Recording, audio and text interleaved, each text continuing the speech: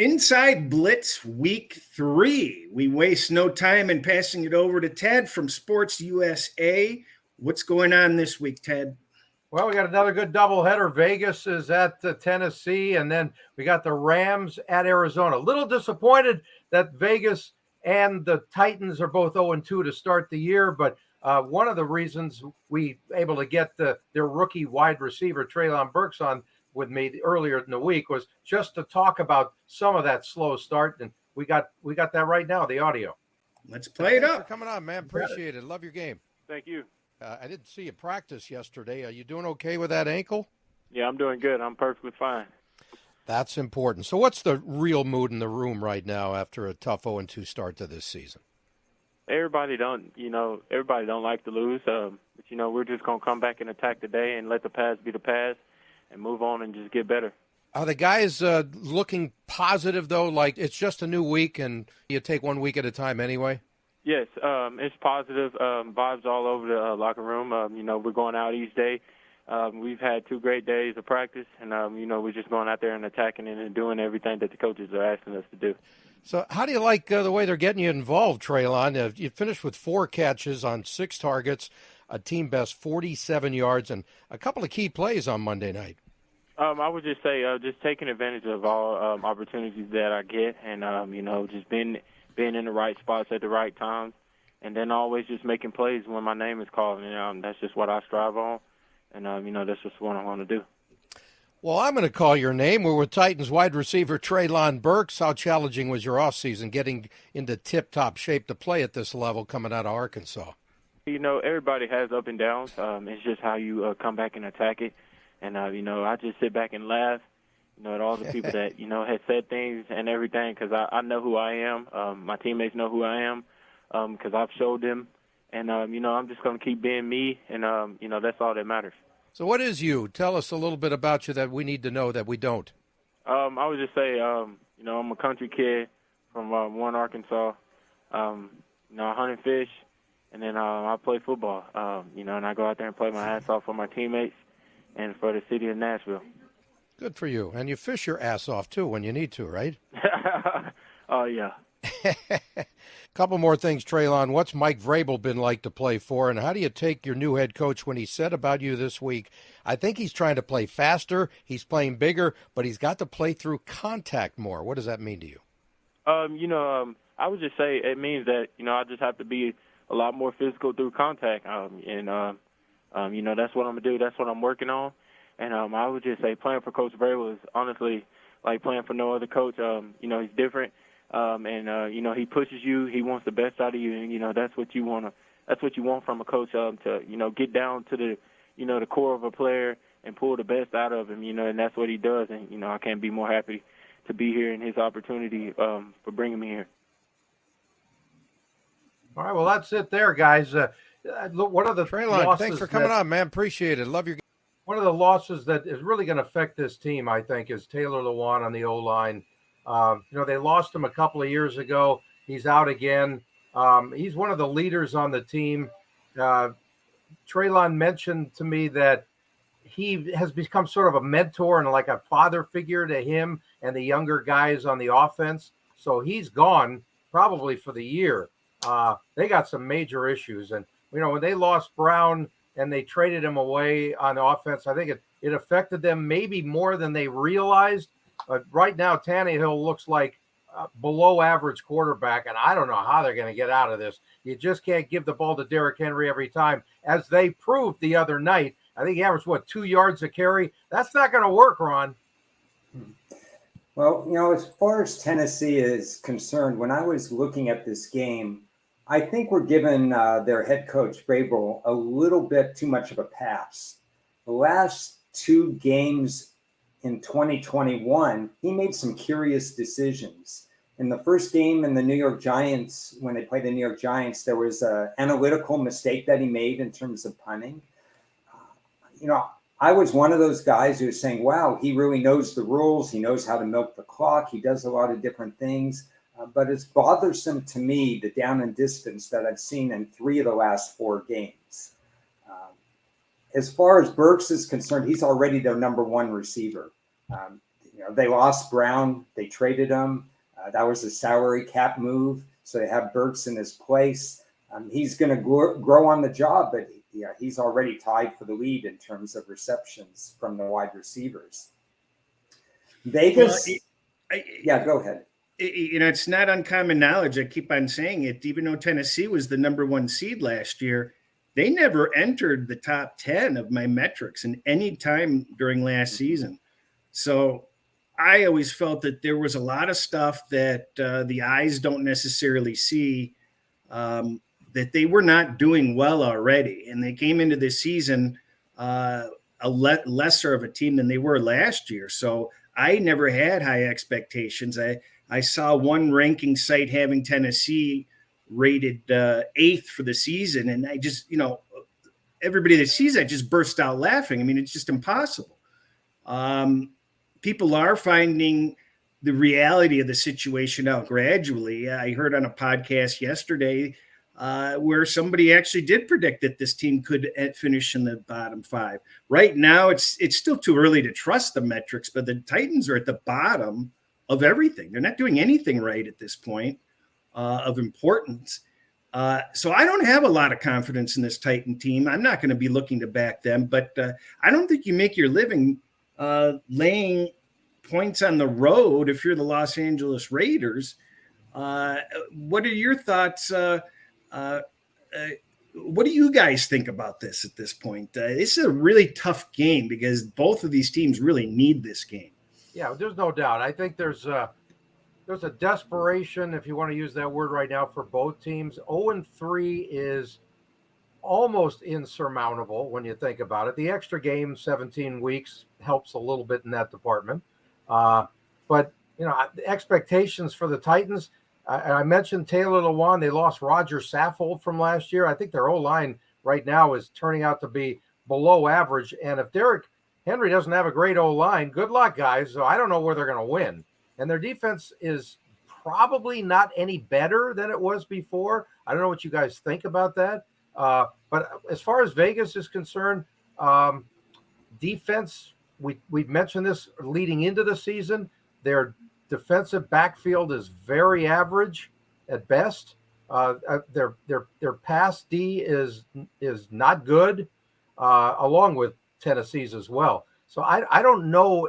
They should have a great pass rush, but they're not stopping the pass. So good luck in that department. And Derek Carr has been a little bit inconsistent. Last week he only had a couple of completions to Devontae Adams, and he had his targets. That they've got enough weapons, so that shouldn't be an issue. And they should have enough in this game to take care of business. But do you really trust them on the road? Look, 0-3 is not a good start for either team, and that's a big problem. I would like to walk this talk back on the Raiders because they haven't done anything yet that surprised me.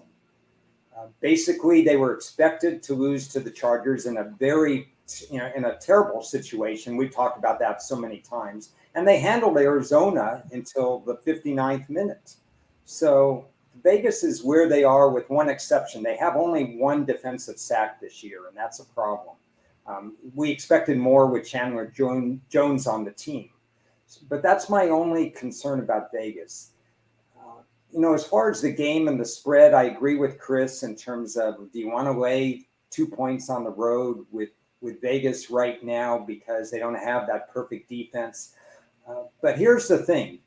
Both teams are 0-2. Both teams need a win. At this point, do you take anything off the table? You're going to fire all guns blazing because 0-3 is death, especially in the AFC. So I'm not a fan of low sample sizes. I've talked about this before. Whenever I see somebody that says 5-2 against the spread on a Tuesday off Monday eating breakfast, in bed and stuff like that.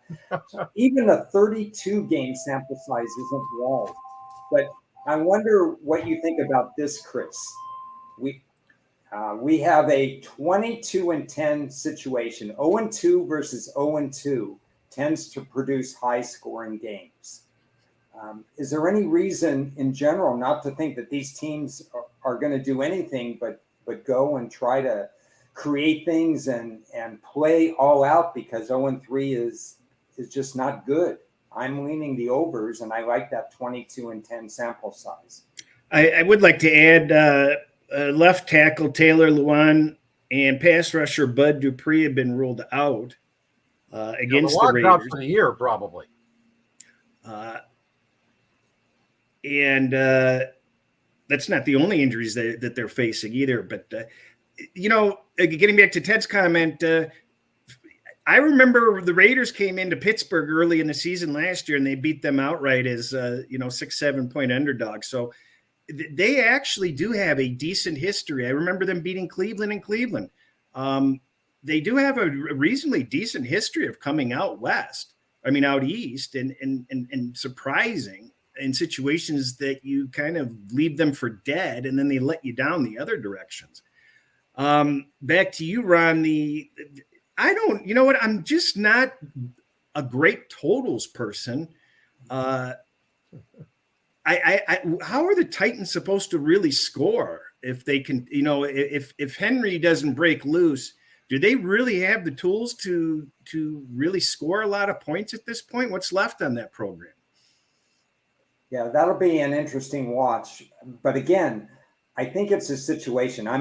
My forte is not totals either, but I like the fact that these are 0-2 teams that absolutely have to change their stripes. And they tend to, teams backs against the wall, they tend to say, hey, we're going to do something differently because what's working or what they're doing now isn't working. So that creates opportunity. Maybe they throw deep more. Maybe they roll Tannehill out. Maybe he finds his rhythm, because if he doesn't, Tennessee's in for a long season. Well, I think we touched on it before that Tannehill's stats have been on a steady decline before this year. So, take away his tools even more, and he's going to look mighty average or below average oftentimes. So, Ted, do you have any insight? How are the Titans supposed to score? What do they have? Well, you know what? I'm not overly impressed with their offensive production in general. I mean, let's face it. The bottom line is they don't have Brown anymore.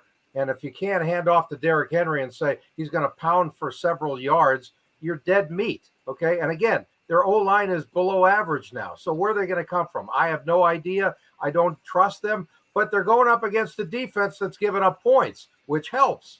So it's that matchup situation that I'm looking at here. And again, the 0-3, if we mentioned at the beginning of the season, the Raiders are going to start the year 0-3, no problem in the AFC West, I don't think any of us would be saying that, right? Even though they could be 2-0, they're not. So they better not be 0-3 in that division. Bottom line, doesn't matter why. It just matters if. So, I certainly give the edge to Vegas in this game. There's no doubt. So I think Ron has a lean toward the over. I think we can all agree that we kind of lean the Raiders way, but it's not a easy way to make a living. I'm not sure I'm going to go to the window on that, but I do lean that way for sure. Ron, anything? Basically, the lean to the over, unless Vegas ramps up its pass pressure, I think Tannehill will have some open targets against the Raiders secondary. That's what I would base it on. If the Raiders had shown more sack pressure, I would be more gung-ho on betting the Raiders in this game. It's kind of a wait and see. Again, 0-2 against 0-2. They're going to throw everything they have at this game. Ted, the other game that you're working this weekend is a doozy. The Rams at Arizona. Yep, absolutely. And hey, look, the NFC West is interesting too, in many ways, because it's so early in the year. We don't know exactly where we'll see each team. To me, like Arizona, for example, and I've talked about this way too many times in all of our podcasts. I don't trust their head coach. I don't know where he's coming from. I don't trust him to win a game for you, but he might lose a few games for you. And the fact that, that could affect their standing getting to the playoffs, because they have a pretty decent roster, and they're doing this without DeAndre Hopkins until he comes back. So, they're a solid team. And in the last game, I thought their coaching staff was awful, and it was all Kyler Murray. in the fourth quarter. He did everything. It was like, I don't care what you tell me how to run this offense. I need to ad lib the hell out of this. And he did, and it worked. And even that last 2-point conversion that tied things up was a total ad lib and incredible athleticism when you think about it, right? I mean, he had this much of a window to throw it through to get to hit his receiver. So, I mean, that was spectacular. But I don't trust Arizona, and because of their coach. And the Rams are going in. They're a little bit banged up on the O-line again. And that's a whole new structure, without Whitworth and a lot of question marks there. That's questionable, if not even doubtful, over the next several weeks, unless they build some chemistry and they prove, hey, we're better than we are on paper and what we've shown so far. So there's some issues there. And defensively, they got a few injuries as well. So it's up to your old buddy Matthew Stafford to come through and do some things that that you're used to doing, because he's a slinger. And don't throw so many picks. Just hit your guys. Don't do anything stupid, right, Ron? That sounds good to me. We're at week 3, and again, when I'm judging at this point, when I haven't turned over the metrics all the way through, is what have been my expectations so far for each team. And so when I look at that, the Rams have not surprised me in the least. They lost to Buffalo. To me, that was highly expected. They beat Atlanta. That was expected too. The meltdown at the end, it got a little closer than expected, but they were good for 55 minutes or whatever, maybe some conditioning and so on. You mentioned Stafford and the picks. Yeah, that has to stop. But everything else is going well. Their pass D is lagging behind. But then you got Arizona. Arizona, again, 1 defensive sack, 70% pass D. Stafford should have his pick of receivers. You saw Robinson get integrated into the offense. Kyler Murray is throwing shorter passes so far this year. If you look at a stat that I like to look at, yards per completion, he is not so far stretching the field. For him, it takes a broken play, which we all know is possible, to stretch the field. But otherwise, we're talking about 9-yard completions. That's not good enough for me. What about you, Chris? Well, have you noticed the difference on that yards per completion with and without Hopkins in the lineup? Yes, there is a difference. It's not as pronounced as people think, but it is a difference because Hopkins is a separator. Yep. These teams are in a league of like anticipation where you can't wait to see how well teams are going to do. It just seems like these teams are kind of falling backward and trying to stop themselves at this point and hold serve, so to speak, if it was a tennis match, because Kingsbury is not calling anything decent that works, and you can't rely and expect, an NFL quarterback to have the success that we saw last week, just winging it, We know that will not work, and we know that his play calling is not working. So huge concern still with Arizona for me. As Ron mentioned, the defense is barely there. And on the other side of the coin, on my metrics, again, reminding it's still too early to take them seriously, but I see some serious warning signs at where the Rams are starting off. And coming into when week 4 comes around, where I take the metrics very seriously. So a lot of little holes in the boat, so to speak. And I feel like things are filling up with water with the Rams. I can't trust either one of these teams. As far as I'm concerned, I don't know what to make out of this game. Ron and I went up and down all the games yesterday, and we pretty much thought the same thing. Whereas, boy, I really wish I had that 4.5 that was there. And then I thought about taking that +4, and now we're starting to see 3s pop up. And you don't want to pop back in at 3.5 or 4 when you could have had a better line. That's where I'm kind of sitting on it. And I was more inclined to take it more as a line value, line grab, interdivisional or divisional matchup. But I can't get the bad taste out of my mouth the last time that they played when I had Arizona at home against the Rams. and they fell behind, and they started to come back, and they gave you hope. But they were unable to stop the Rams. I mean, every time they just went down Arizona would run it down and take some time, get the touchdown, and then the Rams would just get it back in a matter of 60 seconds, and it was very deflating. Ted, any thoughts, any insight on any of these angles, or anything involved with the edges or weakness? Well, one of the things that I strongly looked at, and to me, what the Rams needed to do last week, they sort of did. It got away at the end. That should have been an easy double-digit win. You're talking about a team with no pass rush, with a below-average pass D, and everything was perfect for the Rams. Coming off that other game, it's like just flush it away. You just got to handle this bad team on the road who had to travel to the West Coast. And I mean, it was everything in the advantage of LA, and they didn't do it. Okay, and I think that's a warning sign to me for the Rams, that they're more average than I thought they might be. Okay, but it's still early. Everybody's learning the systems. They played nobody in the preseason. So this is their third regular season game and sort of preseason personified. You know what I mean? So I'll try and give them the benefit of the doubt there, that maybe the chemistry and things will improve as they go along. But the matchup connection, you mentioned Kingsbury. I mentioned him before. I don't like anything he's done. I always gave him the benefit of the doubt early, that I always thought he was in over his head to be an NFL head coach. And I said, okay, well, we'll give him time and let him evolve. And I don't think he's evolved. Now, I don't know if you see it the same way. I think he's the same guy. And I don't know why he was hired in the first place, besides the Kyler Murray connection, which makes zero sense to me.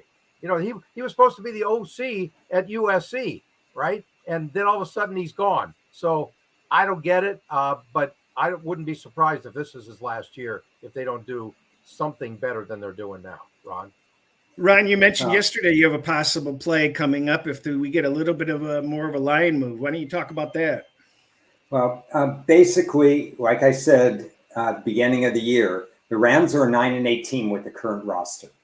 I knew that going in, but that doesn't mean this isn't a good matchup for the Rams in this particular case. They've won and covered the last 5 at Arizona, so we don't have to worry about them making this trip and playing on the grass and stuff. It's just a matter of Stafford, if he's careful with the football, he's going to have receivers open all day long. This is a get-well week 3 game for a team that now has had some conditioning, the 2 games under their belt. I don't think the Rams are a great team, but I think the Rams have the matchup edge in this particular game. And if Murray doesn't do his magic in the last minutes of the game and so on and so forth, we're talking about a much larger spread, and we're all talking about when Kingsbury is going to be fired. It's amazing what 1 minute can do for about 5 teams in this league in the first 2 weeks. So the only way that I personally would look would be the Rams, but we'll catch the Rams. We'll fade the Rams later. I have no problem with that. Yeah, you guys. I was going to say, do you agree though? If the Rams fall to 1-2, this is a major warning sign to me, because you can't lose again. They have dominated Arizona over the last several years, and if you lose, even if it's on the road, it's not a how they do it. It's if they do it. If they lose, they're in trouble, I think. Well, more trouble because Jimmy G is San Francisco's quarterback. So the learning curve is over for San Francisco's offense, because, they don't have to worry about bringing Trey Lance along. Jimmy G is there. He still needs Kittle there. He still needs the running back, and he still needs the defensive back. But the needle would be pointing up for San Francisco. This would be a serious loss. So I would agree. Yeah. I guess if you're writing a movie, you have to have Arizona win this game some way, somehow, to just be as disruptive as possible to the harmony everybody expects. For me, as you mentioned, the Rams have had a lot of success in Arizona, and I can't get that out of my memory, and I have no confidence in Arizona. It's a sit back and wait sort of situation. I wish I could offer some more insight on it. The Charger line is down to 3.5 now. So, and I still haven't seen an announcement on Herbert. So that's kind of interesting. What was Ron? What was going to be our next topic after we finished with these two? We're going to do something different now because we've got Sports USA. Ted Sobel's got 2 more games next week. So what I thought we should do is look ahead at those games. Buffalo and Baltimore, if I'm correct, and then New England and Green Bay. Ted, you've got another dynamite doubleheader coming up. Yeah, those are great games. Let's take a look at the first one, Buffalo, Baltimore. The look ahead line, I believe, is Buffalo -4 on the road at Baltimore. You want to start us off, Ted? Yeah, first of all, I'd like 4.5, but that's okay. You can just a little edge. I'm trying to get everything I can get. Hey, look, I love the fact that it's at Baltimore. Okay, we're going to find out what the Ravens are truly about in this game. And Lamar Jackson has looked really good so far, just like we expected him to. It's the rest of the team that's sort of, you never know what you're going to get out of them, especially even defensively. I thought they might be a little bit better defensively at this stage of the year. Well, here's your test, boys, right? With the Bills coming into town, you're not going to get a tougher test than this, the way they're connecting all over the damn field. So I'm really looking forward to this game. And the Bills, obviously, they care less about a road game. Look what they did to the Rams, going 3,000 miles, and they destroyed them in the opener. So great matchup in this next week's game. And a real test, though, for Baltimore. I want to find out what they are truly about. By week 4, that's where we say, okay, we're starting to get a feel for the real teams here. It's going to be interesting to see what happens. Buffalo, may be missing both their starting cornerbacks this week. What's their situation going to be next week? And obviously, Baltimore's been hit with this injury bug, and it's just so disappointing that this can't be like baseball, where the injuries are real. I mean, in baseball, they stub their toes in. That's what they might put them out of the game. But it's just, you really want to see all these teams at full strength. It's going to be an exciting game, regardless, and it's going to really, Baltimore's going to have to show up for that game. That's the bottom line there. No doubt. I'll take it the other way. I'm fascinated with what Buffalo does. They've got a tough game this week against Miami. Traditionally, they are horrible after playing Miami. So this is their first kind of adversity situation where they may say, okay, we poured it all into this. Now we have to play Lamar Jackson and Baltimore at their place. I think it's going to be a great game. The Ravens scare me because they have scheme weaknesses. Any team can come from behind on them and hit big plays, apparently. You could be up 21 and Tua just throws darts and all of a sudden there's no more lead. So I think it's a fascinating game to see whether or not Harbaugh can change it up defensively.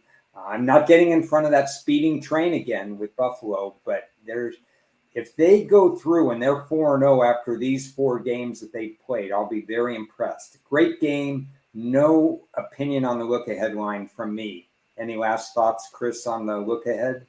I'm expecting Ted to come back next week with an interview with Aaron Rodgers and Bill Belichick. Yeah, let's do it.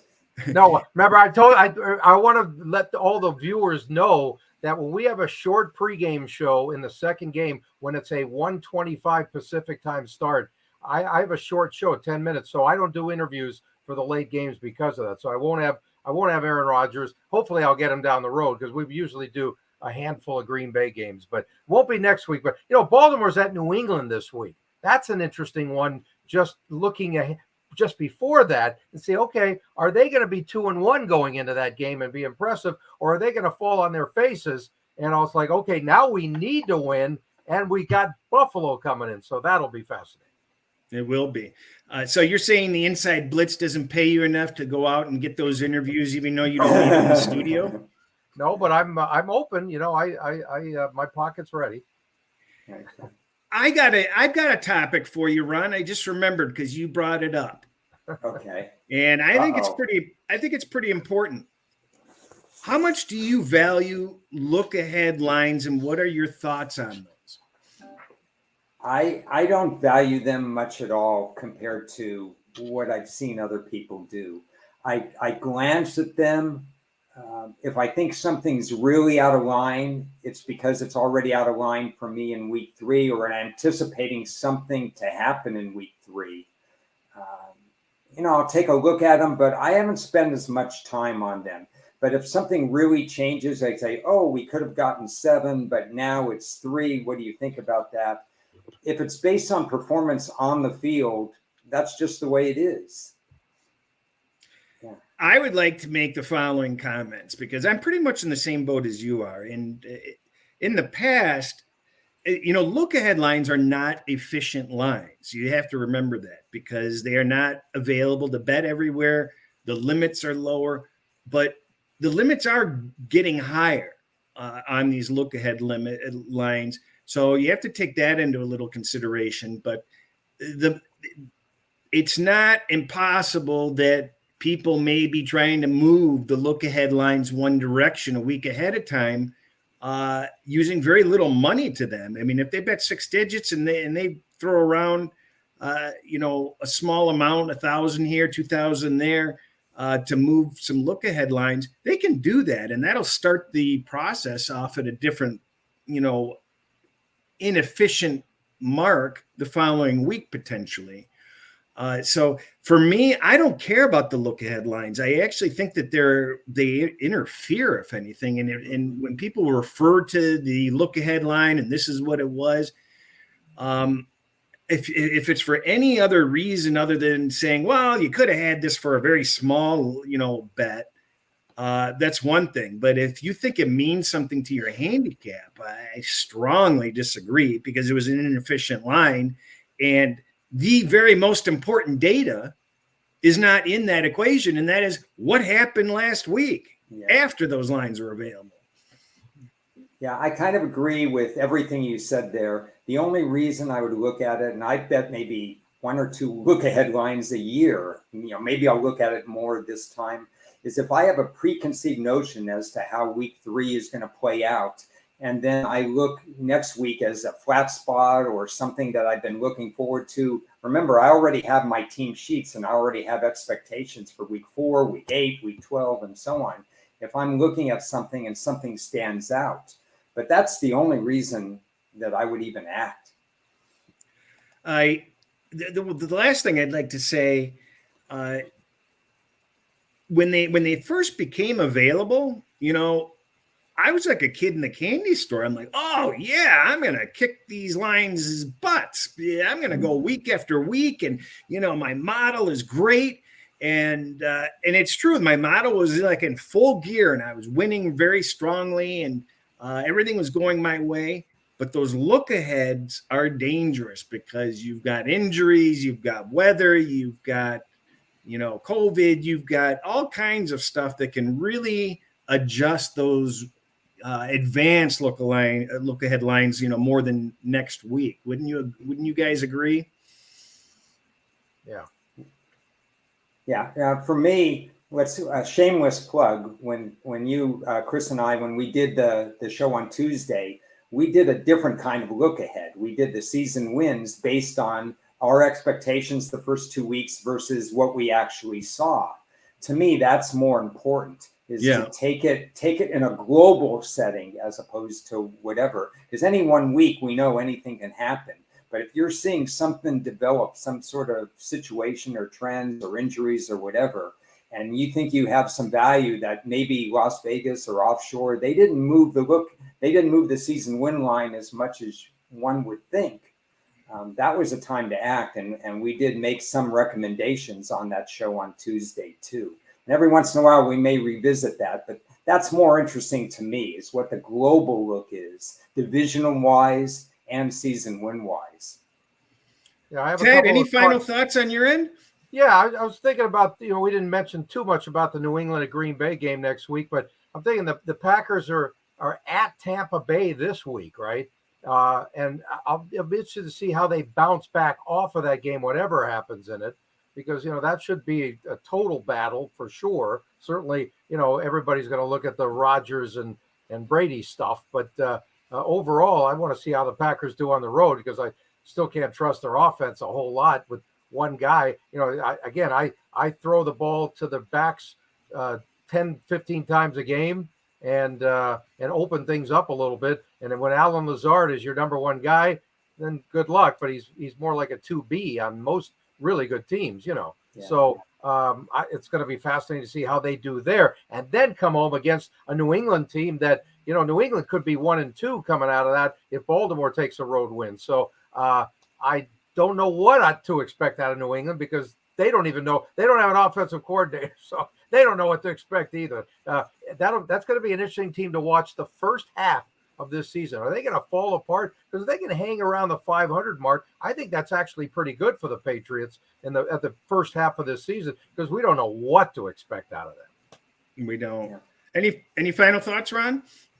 I want to touch upon 0-2 teams very quickly. I don't place a lot of stock in them making the playoffs. We've heard the stats, but and I count Indy as an 0-2 team because they're winless, even though they're 0-1-1. Yeah, but you're looking at a division that's regressing past the mean, down below, the Mendoza line. 8 wins could win that. So anytime Indy, if they steal a win against Kansas City, or if Tennessee does win versus the Raiders, it enhances their performance. And if, like you said, Chris, all of a sudden we see the Jacksonville line just shooting way down, and you and I discussed the value of taking 7 on the Tuesday show, it could be that if Indy and Tennessee maintain their average performance at best, and Jacksonville steals a win this week, I'm telling you, we're looking at an 8-win division. So these 0-2 teams, they still are in it in that particular division. Yeah, but how bad is Matt Ryan, though, right now, right? He threw 3 picks last week with an outstanding O-line. There's not a lot of excuses there. He's got to do better. And he looks like he's 100 years old right now. Well, I didn't have that high of hopes. You know what? I actually got kind of suckered, frankly, into believing the Colts were better than they are, because I kind of felt that they were going to be down a little bit, and they made some moves, and I got kind of caught up in the euphoria of the Colts. I didn't bet them, thankfully, or did I? I might have bet division. I'm not sure. And it's not over yet. It's not over. No, it's not over. But we look at this situation now. You've got Leonard out. It was just announced out for the Colts. He's the heart and soul of that defense. Fortunately, they get Pittman back in. But that's a tough game when you got Kansas City rolling in. They could be winless after 3 games. And as this line is now down to 3 with the Chargers, Jacksonville could come away with a win here and be leading the division. And last I saw, they were plus 280 to win the division. So something to look at. Yeah, I think, look, I didn't have anything on Indy going into the year. I studied them in August whenever I see new coordinators and stuff like that. And they disappointed me. That pass defense is still very soft, and they're still allowing close to 70%. So I had no interest. Only the fact that they resided in that division caused me to say, well, I'm not going to go against them, because what else is there in that division? Right. But I think Jacksonville is playing a little bit better than the other teams right now, and you can't discount a 3-way race right now.